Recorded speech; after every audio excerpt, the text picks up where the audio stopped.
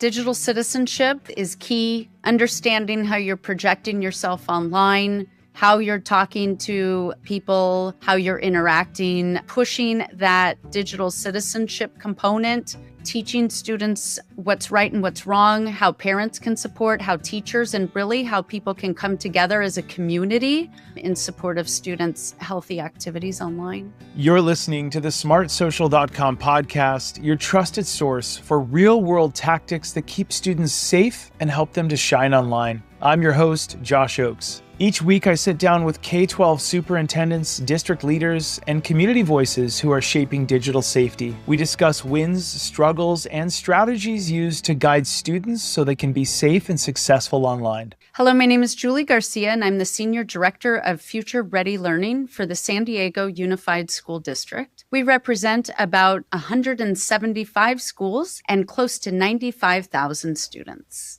Hi, my name is Derek Suzuki. I am the Program Manager for the Instructional Technology Department in the San Diego Unified School District. Welcome to both of you. It's so great to have you here today. And hello to our amazing audience nationwide. Remember, Smart Social is all about keeping your kids safe on social media so they can someday shine online. Today is a bunch of tips and tactics that we're going to learn from our guest experts. And these are ideas you can choose to use or set aside for a future time when it might be helpful for your classroom or your family. All right, whether you're a parent or a superintendent or anyone in between, today's all about positive tips you can use at home. All right, so welcome to my guests. I'm excited to ask you a few questions. Now, as you might know, we interviewed a lot of district leaders such as yourself all over the country. Absolutely humbling. We're honored that they would spend time with us, about 240 district leaders in about 43 plus states. And we've heard some trends, and I'd love to get your advice and ideas. We're hearing some trends in the 25-26 school year. And of course, this isn't all of them, but here's some of the top 6 we're hearing about. Hidden direct messages. We're hearing dangerous TikTok challenges, which have been happening for about the last 5 years during COVID. Group text messages. Students are now chatting with AI or unknown people and so on. There's inappropriate content, which may start off campus and become a problem for the principals and schools on campus on Monday morning. And we're also hearing about screen time phone addiction and how it's really causing a lot of these. And if screen time phone addiction wasn't a problem, then a lot of this might melt away. Julie, I'd love to get your feedback first on this. Out of what you see on the screen, or maybe we're missing one, and you can give me feedback. For our audience, you know I'm going to be taking copious notes because these experts are teaching us how to be the world's best at helping kids. So Julie, I'd love to get your feedback. What trends are you seeing, and what can we learn about your community? So we're seeing several trends here in San Diego Unified School District, a lot of inappropriate content, and we're starting to see some students chatting with AI, and we've certainly seen teachers, parents, and even students concerned about screen time. We've had a student come and present to our Board of Education about screen time being an issue for the student and their peers. So I think a lot of this we're seeing throughout our institution. And we're really trying to get in front of it with some digital citizenship and trying to work with students on how to behave online. You know, that's fascinating, Julie. I want to double click into your answer there. What was a key takeaway from the student's presentation to your board about what the student recommended we can do to support students to lower their screen time? So this particular student was focused a lot on computer and classwork screen time. So that really caused us some pause to go back and think about what our instruction was looking like. How were we modeling the use of our digital tools with our students? Was there time built into the classroom for breaks? Was there some hands-on work, some discussion work mixed in with the computer work in our classrooms? And I think that's true for our students on social media. If they're at home, if they're on their device at home, how are we as parents encouraging our students to take those breaks, to go outside, to go for a walk, to have a conversation? It's really this kind of media life balance that I think we're all kind of still working towards. So true. And for all of our audience who's watching right now, you know that nationwide, a lot of communities will say, hey, our community is unique in this way, and we understand. But in addition, as Julie just highlighted, every kid is either begging for one of these or already has one of these and is begging for some of the apps on it, or really trying to beg their parents to help them manage it. So I love the vulnerability. Derek, I want to get over to you. Out of what you see on the screen, what's a concern that you're hearing about, a challenge, or maybe something in the community that we need to know about? So I think in terms of how it's affected San Diego Unified, our district is a one-to-one district. And so that means that every student in our district gets the opportunity to take home a device to use it, in school as well as at home. And one of the key things that we encountered with a TikTok challenge recently was where they were trying to set it on fire. And so, these challenges definitely are something that we're aware of. And unfortunately, for most of us, it's a reactive thing because we find out about it. And the next thing you know, it's in our schools and it's affecting not only the device, but their classwork, right? Because that's the main point of having a device, that their curriculum and their materials are all there as well. And so a lot of the things that we see on this chart is really hones in well or is complemented well by the necessity for digital citizenship. And so what we try to do, in our school district is with our family engagement office, when we're talking from the district level, we partner with them to bring some education to our parents and our community around what things parents can do to kind of bridge that gap between school and home around responsible use of technology and, addressing some of these social media concerns. And to Julie's point around our student, talking to the board, one of our board members did have a family engagement session with the parents and community after that, where we did invite some psychiatrists on a panel to kind of address this. And I talked toward the digital citizenship piece. But I think what it really comes down to is probably holistic effort from both schools and community, like Julie was mentioning, to pick up both sides of the digital citizenship effort, where we can start it in schools, have it continue at home, and hopefully build that critical mass. As we start talking about AI, things are going to get either better or worse, depending on your point of view. But what stays consistent are the fundamental things in digital citizenship. And even part of digital citizenship is that critical part about digital health and wellness. And so, the way that we put down our devices, even, it's part of digital citizenship. So I think what it really comes down to is we do see these, a lot of times our district has to be reactive because it comes from an external source. And the only thing we can try and do is to get ahead of it, is to kind of make sure that we are consistently talking about digital citizenship with our students. Yeah, well said. Yeah, that Chromebook challenge where kids can put paper clips in the USB little plug and essentially overheat the Chromebook and start it on fire was definitely a problem and caused a lot of school districts nationwide to have some issues. The next question I have for you, Julie, we're going to bounce over to you. How do you think a teacher, maybe nationwide, any kind of teacher, not just in your community, could possibly utilize AI to help tutor their students or help in the classroom? So there are so many ways that teachers can utilize AI, and I think we're just on the cusp of all of the possibilities, and it's actually really, really exciting. Moving beyond just the tutor piece, I know that teachers are using AI to create better lesson plans that reach individual students' needs. How do I take what it is that I already love and do, but how do I make it better so that students that speak a different language or that need additional supports, AI can help me with those strategies immediately. We've also seen AI with student use, right? So not just in lesson planning and helping teachers become more efficient and having access to more strategies. We have a great example of a teacher that used AI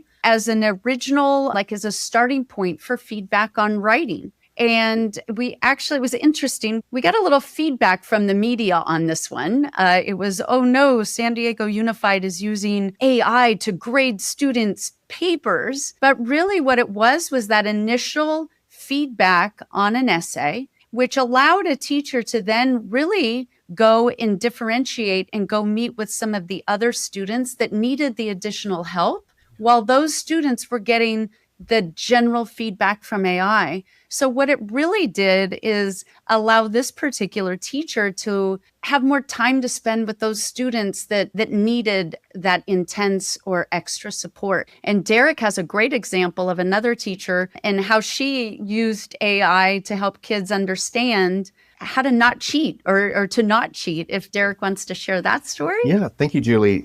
So one of our really great teachers in our high schools, English teacher, had a example of how she used AI to kind of let their students know what AI is capable of and what it isn't so far. And so the way that she did that was she put together a number of student written papers and she threw in an AI generated paper.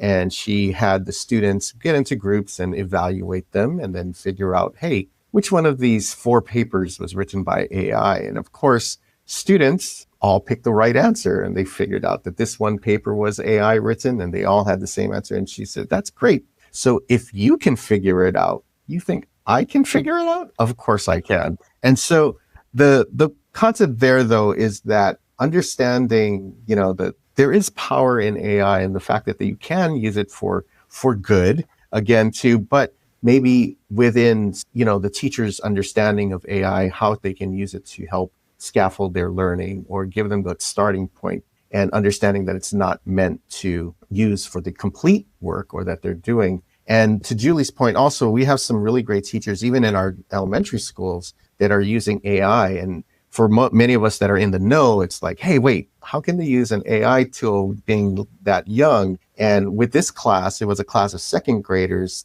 It was the teacher that was facilitating the use of AI with her students, where she was generating some story ideas based on their input. And from that input, the students had generated a story with their characters, and they started to use their critical thinking by figuring out what elements of that story were good that AI generated and what weren't. And they were able to change that story, put it into another program that we also use called Book Creator, generate images and videos, and then make that story come to life. And so even for our younger students that are, in the classrooms where they can't directly use AI, the teacher can definitely become that facilitator to help them understand what is a prompt, the elements of what AI becomes and is. And so starting their journey on using AI in a critical way rather than something just for frivolous use. Such great examples. I love that. The next question I have for you is, what's the most common fear you might hear from teachers or staff around students using AI? When we first started working with AI, it was cheating. Are students going to cheat? And I am a former math teacher, so you can imagine what it's like to, think about what does math teaching look like when students can just plug the problem into AI and have it solve the problem for them. So the cheating is a factor. And we also hear teachers, at first they were saying, what if we get replaced by AI, right? What if AI replaces us in our positions? And so to answer both of those, Derek, I hope I didn't steal your thunder on one of these. I came with 2 responses. I hope that's okay. But as far as the math cheating or even cheating, the example that Derek gave, but in math, it's really forcing some of us to look at the way we give students tasks and how do we give our task different? How do we give them a task where they even use AI to solve the problem, but then explain it or to show a real world application or how to analyze the results that they get from AI? And then, of course, when I talk to teachers and they say, oh, is my job going to be replaced as a teacher with AI? And I truly believe that in education, our sole job is to connect with students, to love students, and to be in community with students. And so that's something that is going to be very challenging to replace with AI. So true. So true. Derek? Yeah. It's interesting going out to support our sites, working with the teachers and giving them some understanding, foundational understanding of AI. I didn't expect to find, but at every session that I've gone to so far, someone raises the fear or concern about the environmental impact of the use of AI. And so I did not really expect, we have such a wide range of experience with AI when we go out to our sites. Our teachers have zero experience to people that are using it all the time. But it is something that is not only coming from our teachers, but our students as well. And so this kind of fear of us at this point, only a few students or a few people, relatively speaking, are using these AI tools, but they're thinking ahead as to what happens when we get 80 or 90% of people using this tool, at a constant rate, what does that look like for the environment? What kind of impact does that have? So, outside of some of these, more personal concerns, some of the teachers and again, too, some of the students are really thinking about what is that environmental impact, the global impact of what AI is going to be bringing about.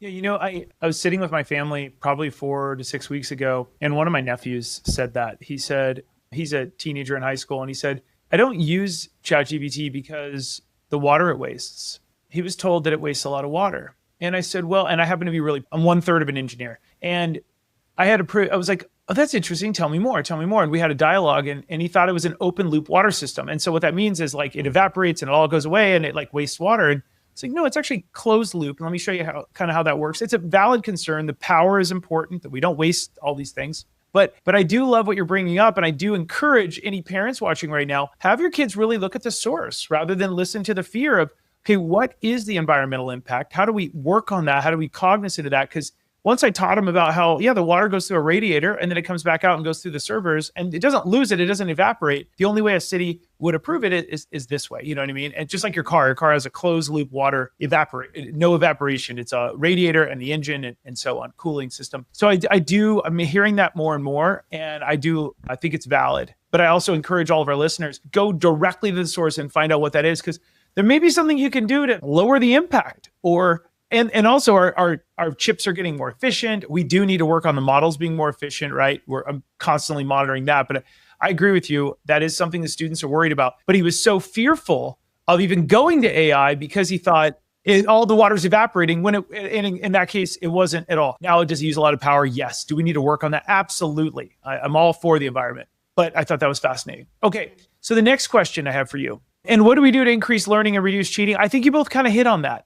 My bad, I forgot to hit that, but there's the secret punchline is parents and educators that are watching. There is a way, and Julie really got to this. There's so many good things. We need to increase learning, reduce cheating. And what Julie was kind of saying without saying is, how do we, and I've heard a lot of districts do this, how do we take what the lesson plan is and turn it into a song or turn it into a poem or turn it into something different so we can learn it different ways, right? Mm-hmm.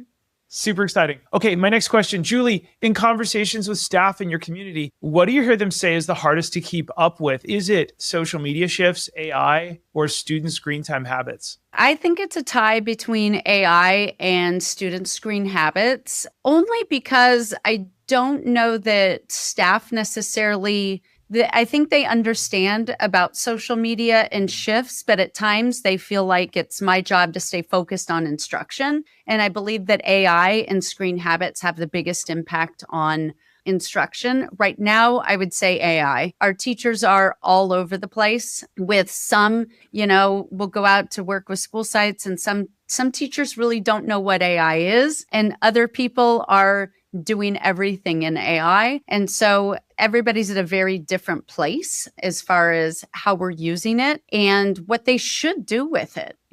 Some people are like, go get them. I'm going to do everything using AI. And some people are afraid to even touch it. Yeah. And then, screen habits is, like I said, a close second. If you think of when I went back earlier in the podcast, we were talking about teachers finding that balance of tech use, with screen time. And I kind of think that our experience during COVID got teachers very used to putting teachers on devices. And so getting back to that blend of activities is challenging, right? And it's hard in a classroom situation to balance the technology, the discussion. It's a lot for teachers to wrap their arms around with their students.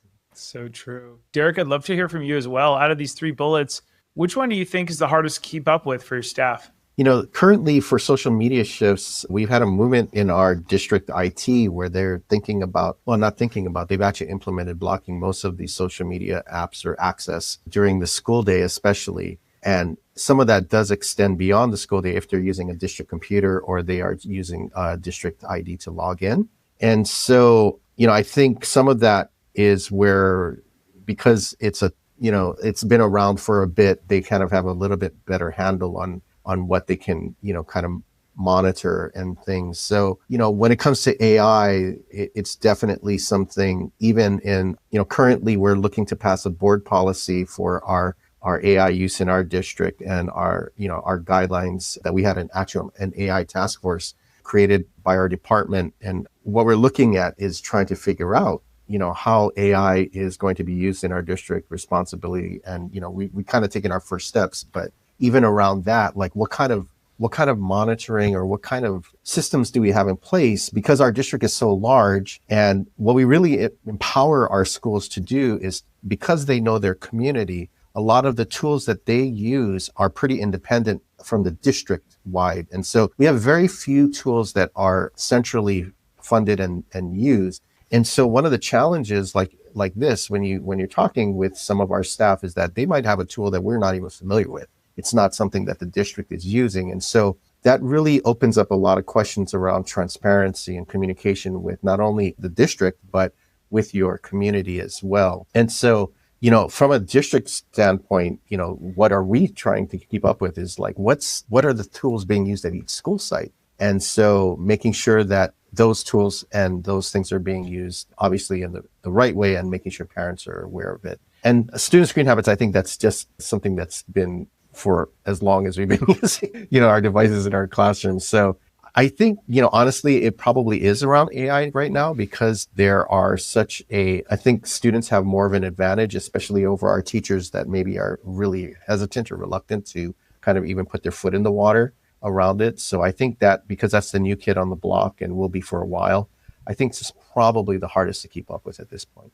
Yeah, very well said. Okay. Last question before we talk about something else. We often hear principals say they feel pulled in many directions when it comes to digital safety and engagement. How can parents better partner with school staff to support students around screen time and social media safety, Julie? Yeah. So again, they're very, very busy. We here at Central Office are always trying to find how best we can support them. Parents partnering with school staff is it. To partner with the principal and school staff. How are you utilizing your coffee with the principals, your PTSA or your foundation meetings? How are you bringing experiences in for parents to understand? I think a lot of our parents still don't understand how to monitor, how to talk to their kids about social media. Really, it's challenging, especially as they get into those teenage years. The older students get, it's harder to connect with them. I think just joining and partnering with the principal is essential. Bringing in even resources. Our department loves Common Sense Media, and using resources there, having parent groups, and just being as proactive and supporting the principals and the teachers, I think is key. I might also suggest bringing in teachers to ask teachers how they can feel supported, because teachers also hear a lot during the school day. Yeah, so well said. So for our audience, you remember we host weekly parent evening engagement events all about the digital safety questions that parents have nationwide. A question that we got last week is, hey, Josh, what advice would you give a student to help them recognize some of the red flags of a dangerous stranger? Well, let's hear directly from a student about how she might help a friend recognize these red flags. If I had a friend talking online to a stranger, I think that I would feel a little bit uncomfortable with the whole situation. I would advise against it because so many indirect issues can come from that, and it could cause something to be worse than if they had just unadded them in the first place. Some red flags that I would have to advise them to cut it off with this person or to stop engaging would be if the person starts to get very involved in their personal life and they seem to be very intrigued in what's going on with them and wanting to know all little details about what they do and who they are, and just very personal details and things that you wouldn't normally share with a stranger in real life. If they're very persistent and constantly wanting to talk to my friend or constantly trying to be involved in their life or wanting to speak to them, I feel like that's kind of a red flag. Another thing would be if they ask them to ever meet them anywhere in person right from the start, if they feel a sense of being uncomfortable or their intuition is just saying it's wrong, or if my intuition is saying something feels wrong with this, then I think that's a major red flag.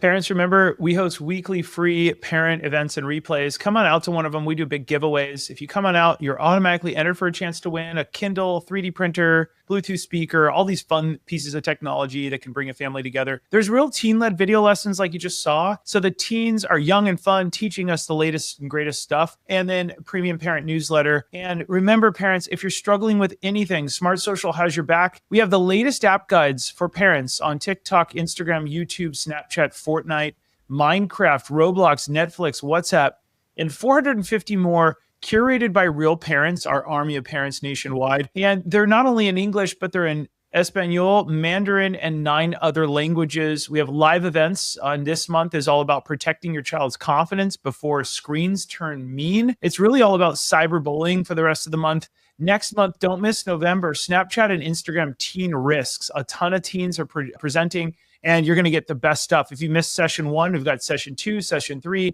and session 4 is in Espanol. So we'd love to have you out. Come on out for this. Okay, back to our experts.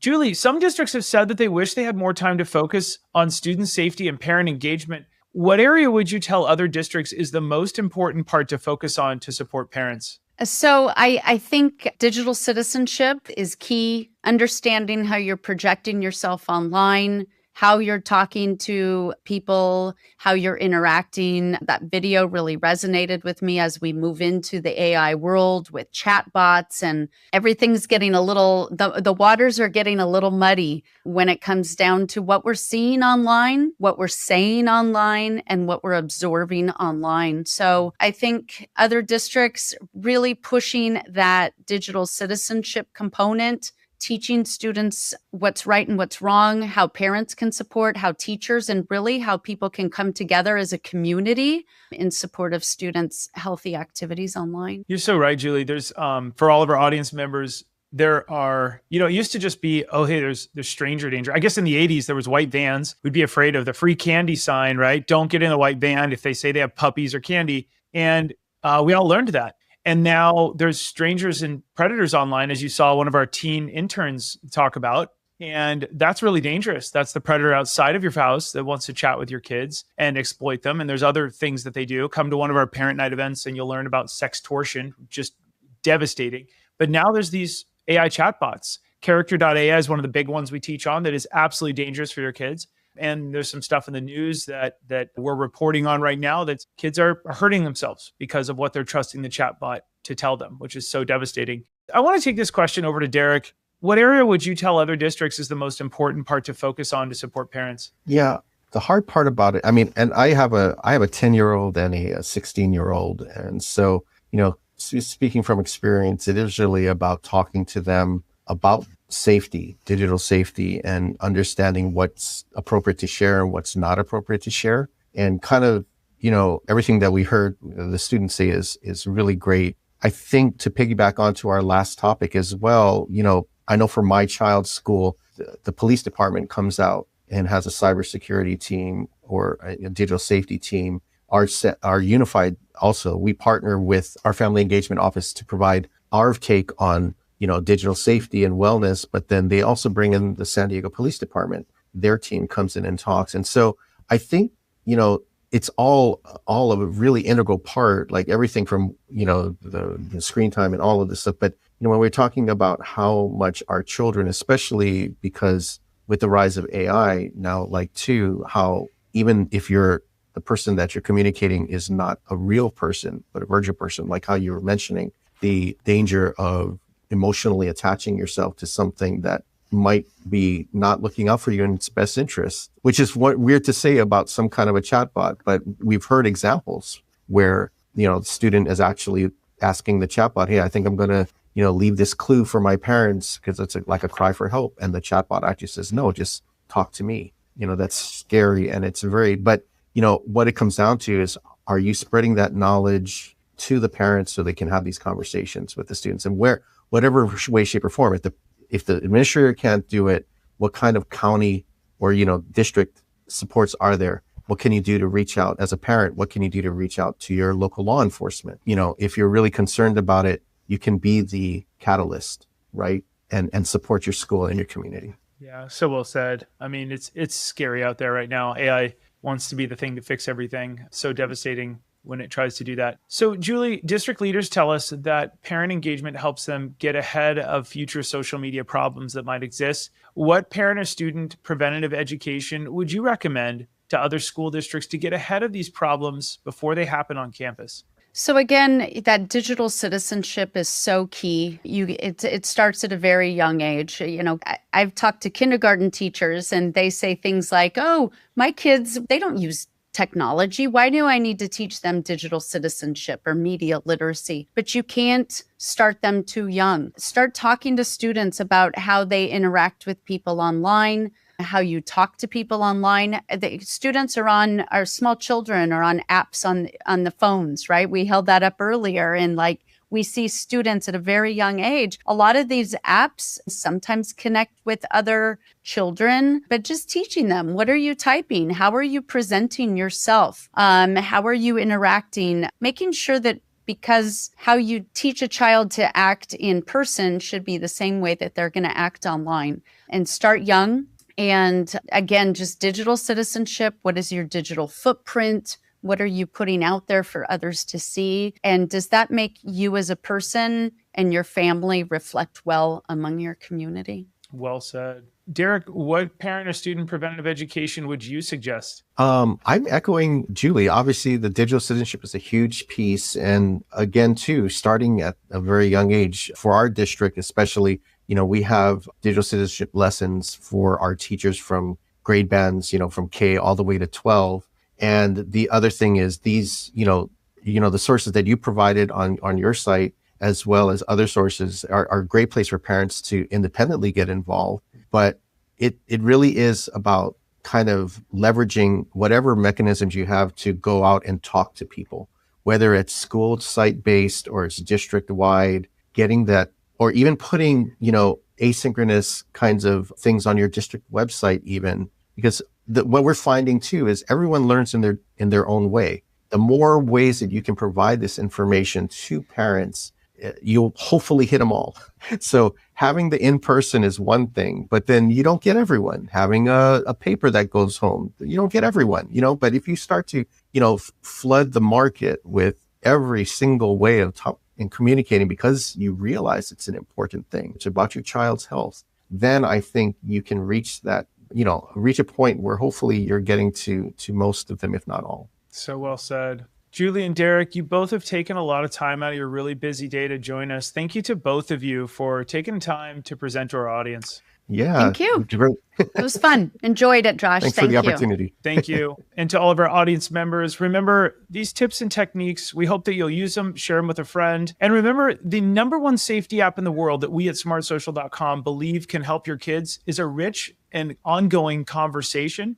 So you have that rich dialogue and friendship with your kids. So you're constantly reminding them that if they see anything inappropriate online, they can come to you or another trusted parent or guardian that you approve. It could be an aunt or an uncle, but that ongoing dialogue is the only thing that we're finding that helps your kids to navigate this crazy digital world we live in. Parents, whenever you're posting online, remember to keep it light, bright, and polite, because your kids will model what you do online. I'm Josh Oates, the founder of smartsocial.com. Thanks for listening to this episode. We'll see you on the next episode. Have a great rest of the day. Thanks for spending time with the smartsocial.com podcast. If today's insights were useful, please share the episode with a fellow parent or educator and subscribe so you never miss our next conversation. And parents, make sure to join one of our next live online events each week to keep your family safe and also enter for a chance to win cool prizes. You can learn more at smartsocial.com. I'm your host, Josh Oakes, and parents, remember to keep it light, bright, and polite, because your kids are watching what you're doing online. I'll see you on the next episode.